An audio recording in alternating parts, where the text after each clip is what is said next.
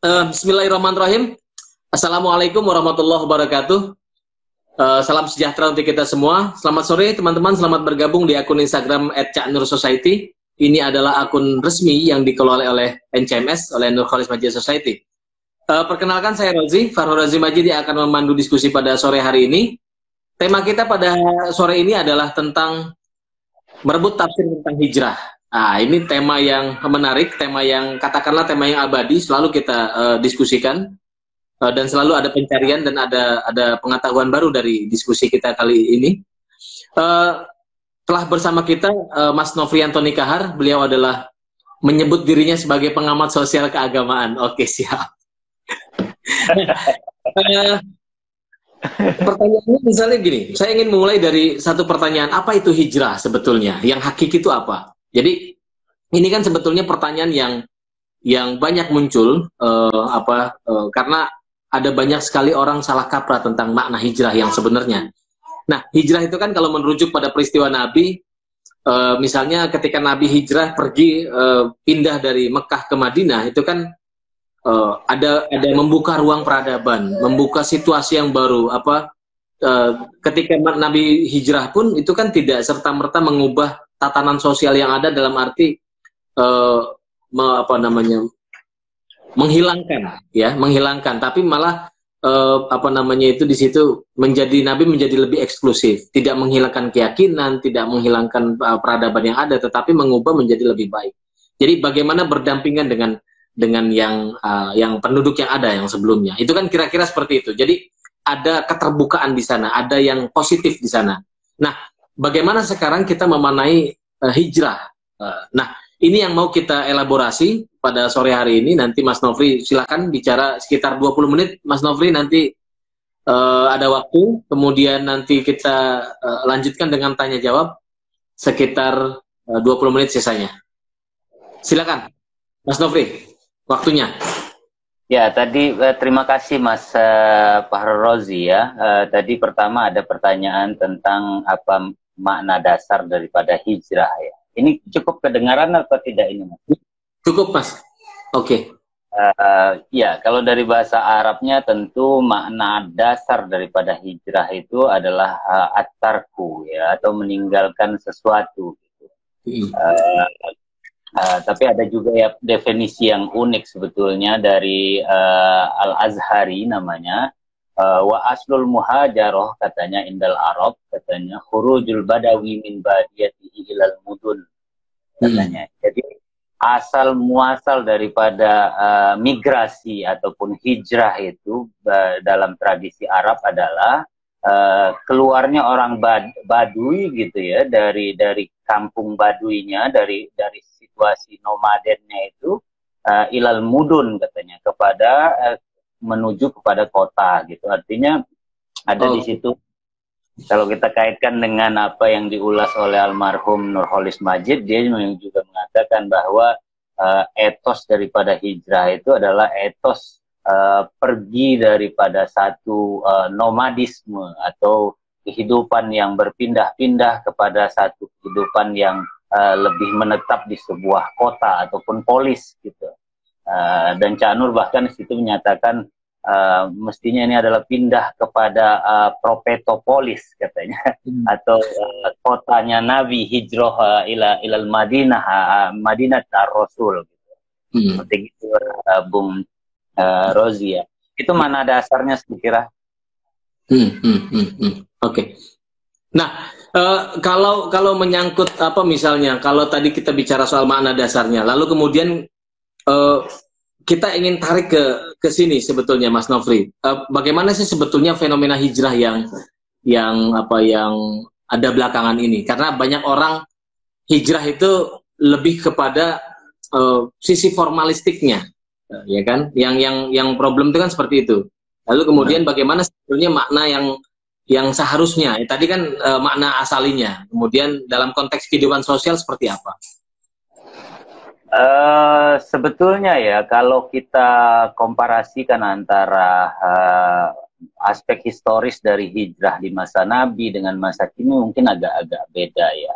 Ya. Di masa Nabi kita tahu September tahun 622 ketika Nabi hijrah dengan sekitar 70 orang sahabatnya itu menyusuri kota Mekah menuju kota Madinah sepanjang 200-an mil gitu ya, dengan perjalanan masa itu sekitar 9 jam. Itu ada beberapa konteksnya ya. Yang pertama ada persekusi.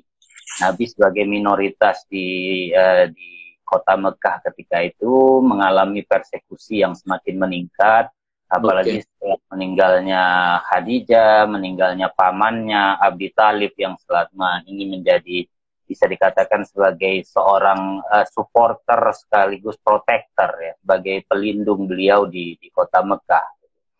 Nah, kemudian bertambah meningkatnya tekanan-tekanan Quraisy saat itu, baik itu tekanan sosial, baik itu tekanan aspek keagamaan maupun sosial ekonomi, bahkan ada embargo saat itu. Jadi ada persoalan di mana saat itu Nabi agama manapun itu kan awal mulanya minoritas gitu. Minoritas yang tertindas. Nah, kemudian Nabi akhirnya pindah terpaksa sebetulnya. Tapi ini nanti jadinya blessing in disguise ya. Ini terpaksa tapi kemudian menjadi satu peristiwa, menjadi satu momentum penting dalam sejarah Islam di mana momentum itu membentuk peradaban.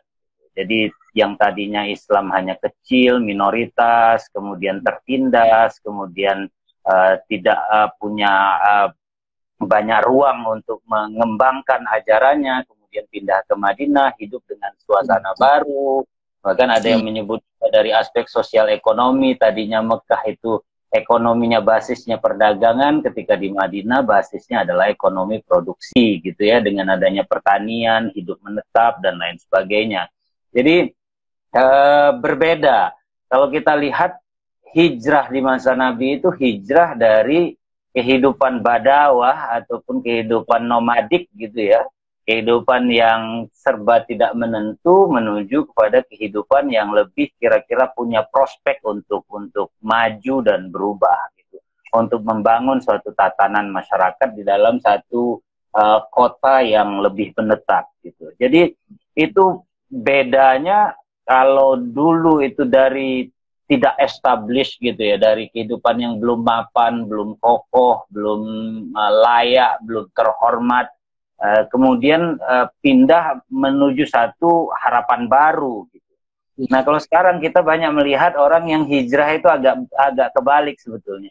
Sebetulnya mungkin bukan hijrah ya, lebih cocoknya itu tobat sebetulnya ya. Kalau hijrah itu kan ya orang menyongsong kehidupan baru yang lebih ini ya, lebih baik gitu ya. Tapi kalau sekarang banyak ada yang memang ada yang berpersepsi bahwa hijrah yang paling baik itu faman kanat hijratu ilallahi wa rasulihi fa inna hijratu ilallah wa rasul. Kalau faman kanat hijratuhu ila imra'atin yankihuha ila amwalin, ataupun yang hijrahnya menuju harta benda dan perempuan, maka dia hanya mendapatkan apa yang dia inginkan gitu. Tapi yang hijrah kepada Allah dia akan mendapatkan itu. Beberapa mereka yang saat ini hijrah dari kehidupan glamor misalnya, mereka yang tadinya sudah mapan menjadi artis, kemudian hampir tidak punya waktu untuk agama ya, sepenuhnya dunia hidupnya, kemudian berubah total sepenuhnya menjadi agama begitu. Itu memang tren yang agak beda dengan Nabi gitu. Tren Nabi, kalau kita melihat tren dari aspek sejarah Nabi itu justru Nabi itu di Mekah itu bukan siapa-siapa.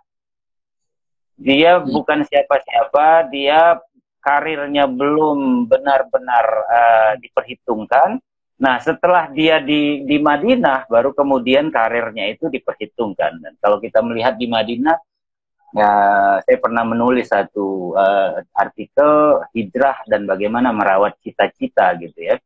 Saya terangkan di situ bagaimana Nabi mendapatkan beberapa kemenangan cepat ya. Ketika dia sudah berpindah kepada Madinah, ada quick win ya. Quick winnya itu misalnya pada tahun pertama saja sudah ada perang Badar, tahun kedua, ketiga sudah ada perang ya. Kemudian ada perang Badar pertama, kemudian menang, dan kemenangan pertama itu betul-betul quick win gitu ya. Itu memberikan mental pemenang, mental bahwa dia siap memimpin gitu. Tapi kemudian runtuh lagi mental itu setelah kalah di perang Uhud misalnya. Mulai dicemooh lagi, siapa sih dia, bukan siapa-siapa, mau datang ke Madinah, mau memimpin kota Madinah, tapi nyatanya dia tidak mampu menaklukkan musuh begitu. Nah, baru kemudian ada quick yang lain lagi itu setelah ada win-win yang lain lagi ya, ada kemenangan lain lagi setelah Uhud begitu. Jadi di situ ada etos hijrah, itu ada etos kemenangan di situ, ada etos keterbukaan, ada etos siap untuk membangun tatanan, ada etos untuk membangun keterbukaan, ada etos untuk membangun kosmopolitanisme, di mana semua kelompok, semua suku, semua segmen dalam masyarakat kemudian dihimpun di dalam satu konstitusi yang disebut dengan Konstitusi Madinah atau Sahifatul Madinah ya, Wasiqatul Madinah ataupun Piagam Madinah, di mana mereka itu diikat di dalam satu kontrak sosial yang tidak menyentuh aspek-aspek keagamaannya. Mereka berhak, orang-orang Yahudi, orang-orang Nasrani yang ada di Madinah saat itu, mereka diberikan kebebasan untuk menjalankan agama dan kepercayaannya, asalkan mereka tidak melakukan pengkhianatan, misalnya dengan misalnya membocorkan fakta pertahanan kota ataupun memberikan bantuan kepada musuh yang masih berusaha merongrong kota Madinah saat itu. Jadi aspek-aspek seperti itu mungkin yang agak bukan bertolak belakang ya, agak berbeda mungkin ya dengan apa yang kita saksikan dengan fenomena-fenomena hijrah saat ini. Nah, bisa nggak kalau kita bilang gini, Mas Nofri, kalau titik tolaknya orang menyebut hijrah sebagai hijrah Nabi, dari yang kan hijrah yang sekarang di kepala banyak orang, itu kan tadi yang Mas Nofri bilang, pindah dari situasi glamor menjadi situasi yang lebih baik. Jadi dari yang dulu jauh, kira-kira gitu, jauh dari Allah, tiba-tiba mendekat lebih kepada kehidupan ukhrawi, jadi lebih dekat, ibadah segala macam. Tetapi trennya kan seperti itu. Lalu tadi kemudian Mas Nofri kan menyebut ada beberapa etos, nilai etos yang itu hidup ketika itu dibawa oleh Nabi ketika hijrah. Ada kebersamaan, ada merawat cita-cita, ada keterbukaan tadi disebut. Nah, itu bisa nggak dibilang bahwa etos-etos itu tetap mestinya tetap ada ketika konteks hijrah pada masa kini, atau gimana? Iya, saya kira mestinya bisa ya, asalkan tidak ideologis. Orang yang hijrah tidak ideologis itu dalam artian dia memang sebetulnya mau tobat saja gitu, mau hidupnya lebih baik gitu. Tapi ada juga yang hijrah yang sifatnya ideologis. Ada seorang teman saya, alumni Al-Azhar juga, yang kebetulan saat ini jadi mentor ustadz-ustadznya hijrah ya. Kemudian di forward kepada saya flyer dua acaranya. Kemudian setelah itu saya tanya dia gitu, kamu mau hijrah kemana lagi? Sekujur tubuhmu itu kan sudah agama sejak dari pesantren masuk Al-Azhar, kemudian mau hijrah kemana lagi gitu. Tapi kemudian dia jawab bahwa apakah Anda sudah puas dengan tatanan yang ada saat ini? Gitu. Dia itu sebetulnya yang diinginkannya itu bukan rindu ingin lebih intim, lebih mesra, lebih spiritual sifatnya kehidupannya, tapi ingin itu sifatnya yang perubahan tatanan sosial, politik, budaya, ekonomi, dan lain sebagainya dalam kehidupan keindonesiaan gitu. Ini yang saya sebut dengan hijrah yang sifatnya ideologis ya, dan boleh saja orang bermimpi seperti itu gitu, tapi saya belajar juga dari satu buku, ada judulnya, judul bukunya The Islamist ya. The Islamist itu ditulis oleh Ed Hussein, nama seorang mantan aktivis dakwah Islam di Inggris, yang kemudian bertobat karena dia merasa bahwa hidupnya itu terlalu banyak misi selama ini, terlalu banyak mimpi, ingin mewujudkan Islam yang kafah. Namun sebetulnya dengan obsesi yang sedemikian rupa itu justru dia kehilangan corak keberagamaan yang dulu, gitu, yang pernah dia rasakan semasa dia kecil dan remaja, di mana keberagamaan itu lebih bersifat hubungan vertikal dengan Tuhan yang lebih baik gitu, keintiman yang lebih baik dengan Tuhan gitu, dan tidak terlalu terobsesi ingin mengubah dunia sedemikian rupa gitu. Ya, justru obsesi ingin mengubah dunia sedemikian rupa itu membuat dia lupa Tuhan sebetulnya, katanya gitu, Bung Rozi. Oke. Saya masuk ke pertanyaan teman-teman dulu nih, Mas Nofri. Ini ada Wahyu Ramadan. Sebetulnya pertanyaannya udah dijawab ini. Bagaimana hijrah di Indonesia? Tadi kan udah dielaborasi. Atau mau nambah lagi? Dia bertanya tentang bagaimana hijrah di Indonesia. Sekarang saya kira hijrah di Indonesia ini sudah jadi movement ya, dan dia sudah menjadi gerakan dan sudah menjadi tren juga gitu. Dengan ikon-ikon budayanya, ada artisnya, ada performing artnya, macam-macam gitu ya. Itu ikut hijrah itu jadi seakan-akan itu trendy gitu ya. Kalau dulu kita orang pesantren gitu ya, pulang ke kampung gitu ya, pulang ke kampung terasa paling alim itu agak sungkan hidup kita rasanya gitu, masyarakat. Dianggap oleh teman-teman, kamu alim banget sih gitu ya, nggak mau diajak ini, nggak mau diajak ke sana gitu ya, pokoknya susah lah gitu ya, diajak gaul itu susah gitu. Itu kan waktu itu kita merasa tersisih gitu. Tapi kalau sekarang kan mereka ingin menunjukkan bahwa saya hijrah, tapi saya juga trendy gitu. Saya ikut trennya artis-artis gitu. Ini bukan sesuatu yang sifatnya alienatif gitu ya, tersisih dari masyarakat. Saya kira itu ya yang mungkin beda. Nah iya, repot ditambah lagi tadi pertanyaan yang berikutnya ini dari Ray Aryono. Apakah setiap Rasul mengalami proses hijrah? Maksudnya selain Nabi Muhammad, apakah saat ini masih diperlukan konsep hijrah menurut dia? Menurut Ray? Hijrah itu sebetulnya menurut saya ya itu universal aja gitu. Anda bermimpi ingin mewujudkan sesuatu, mengubah masyarakat, dan masyarakat tidak terima, dan kemudian mempersekusi Anda mau tidak mau akan pindah. Kalau mungkin akan merantau ataupun melakukan migrasi gitu ya, secara baik itu secara sukarela ataupun secara terpaksa gitu.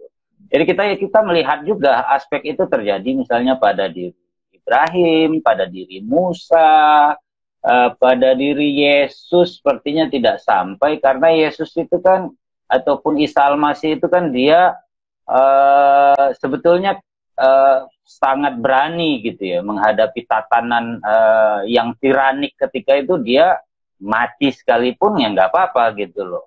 Tapi kan dalam aspek Nabi Muhammad misalnya, ya dia kan berupaya untuk memenangkan idealismenya gitu, memenangkan perjuangannya. Jangan sampai misalnya perjuangan atau tunas atau bibit-bibit daripada tatanan baru kehidupan yang diidealkannya itu kemudian kalah dengan begitu rupa karena dia terlalu nekat misalnya, atau tidak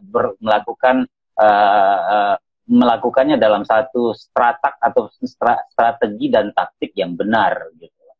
Saya kira itu yang dialami oleh hampir semua agama dan idealisme sosial politik umumnya, saya kira begitu ya. Oke.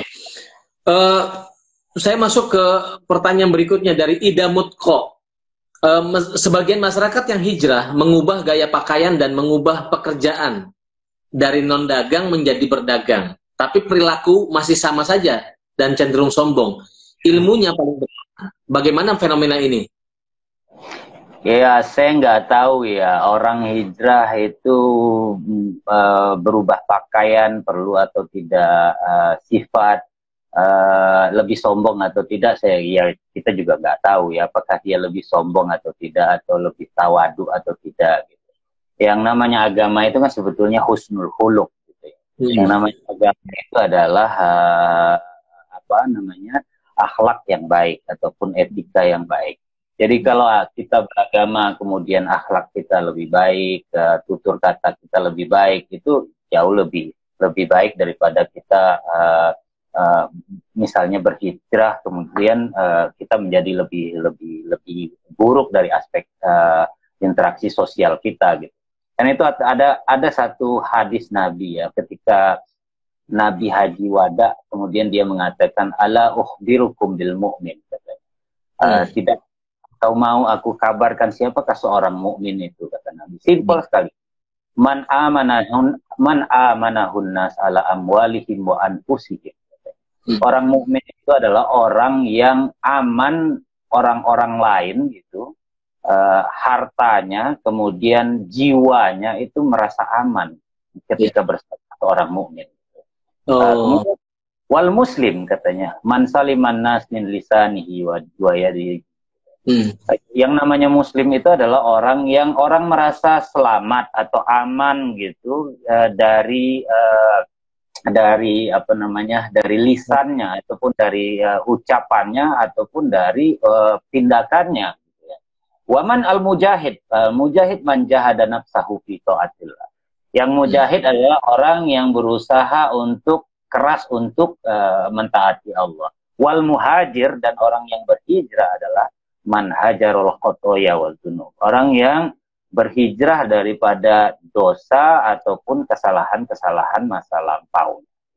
Jadi kalau seandainya ada kesalahan-kesalahan masa lampau dan kemudian dia tidak melakukan lagi, ya itu baik-baik saja sebetulnya. Kalau dia bisa hijrah seperti itu. Gitu. Nah, ini ada teman kita seorang Protestan ini nanya, dari sudut pandang saya seorang Kristen, kok yang hijrah sekarang ini baik artis dan lain-lain terkesan sombong iman. Kenapa seperti itu ya? Acuannya apa gitu? Iya, sebetulnya tadi kan udah dijawab ya. Saya nggak tahu lebih sombong atau tidak, itu saya nggak tahu lah gitu ya. Tapi kan orang yang selama ini tidak bergumul dengan agama dan dia bergumul dengan dunia artis kan, otomatis kan dia belum banyak lah belajar agama. Kalaupun dia akan belajar agama kan ngejarnya masih jauh lah dibanding dengan Mas Rozi yang sejak dari brojol itu sudah belajar agama, yang sekujur tubuhnya udah agama gitu ya. Ya, Arie Untung harus berdalil dengan Mas Rozi kan agak susah gitu. Dan beberapa artis lain misalnya Tengku Wisnu kan nggak bisa berdalil dengan Mas Rozi gitu. Jadi masih jauh gitu. Cuman ya bagi mereka ini kan perubahan kecil kayak begitu kan jadi signifikan gitu. Yang tadinya tidak biasa menyebut Masya Allah, sekarang suka menyebut Masya Allah. Kemudian yang tadi nggak biasa menyebut Subhanallah, sekarang tiap harinya pakai Subhanallah. Bagi mereka kan hal-hal seperti itu signifikan gitu, mengesankan gitu. Padahal kalau di pesantren dulu bagi kita ya hal-hal seperti itu ya sudah percakapan sehari-hari, jadi tidak terasa istimewa lagi. Gitu. Jadi kadang-kadang perubahan riwayat hidup seperti itu agak membuatnya berbeda gitu ya. Tapi ini ada lanjutannya. Tapi perlu nggak perubahan yang simbolik begitu, Mas Nofri? Ini lanjutannya. Sebetulnya kalau sudah mau istiqomah, kalau berani istiqomah ya silakan saja. Innal ladzina naqalu rabbunallahu tsumma istaqamu tatanazzalu alaihim ma'al malaikatu alla takhafu wa la tahzanu gitu. Kalau seandainya dia istiqomah, konsisten dan merasa sudah kuat dengan itu dan tidak merasa dirinya aneh, ya silakan saja gitu. Tapi kalau seandainya orang masih tobat-tobat sambalado ya, atau masih masih hari ini masih mau ganti gaya rambut dan sebagainya, ya sebaiknya jangan gitu ya. Inkonsistensi itu bukan bagian daripada cara beragama yang baik. Yang namanya beragama yang baik itu adalah yang istiqomah.